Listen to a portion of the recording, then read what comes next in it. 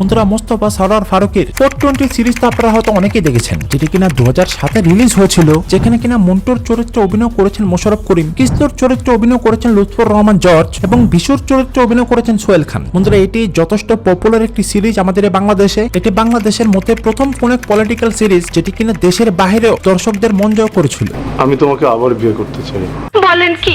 5টা মিনিটের লেগে তুই খালি একটু আয়া কর, তোরে মাইরা আমি ঘুমামু ভাই, আমার ঘুম হয় না, তোরে মাইরা ঘুমামু, তুই একটু আয় ভাই। কিন্তু বন্ধুরা, আপনারা কি জানেন এই 420 সিরিজের সিকুয়েল অথবা 840 সেটিও যে 2024 সালে রিলিজ হয়েছে। তার মধ্যে একটি ফানি সিন আপনাদেরকে আমি দেখাই। এখানে আপনারা দেখতেই পাচ্ছেন, যেহেতু এটি একটি পলিটিক্যাল সিরিজ, তো এই নাটকটির মধ্যে কোন একটি চরিত্রের ছেলে মারা গিয়েছে। অর্থাৎ মারা গিয়েছে মানে কি, এখানকার যে একটা নেতা ছিল তারই লোকজন এই লোকটিকে রাতের বেলা মেরে ফেলেছেন।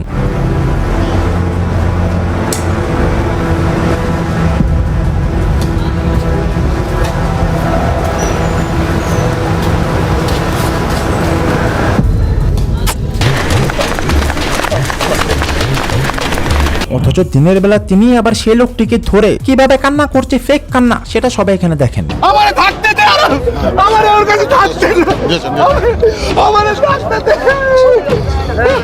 বন্ধুরা, মজার বিষয় হচ্ছে এটাই, উনি যাকে ধরে তখন কান্না করলেন উনি তার নামটাও ঠিকঠাক ভাবে জানে না, আর সেই জন্যই নতুন করে আবার নামটা কিভাবে জিজ্ঞেস করছে সেটা সবাই এখানে দেখেন না।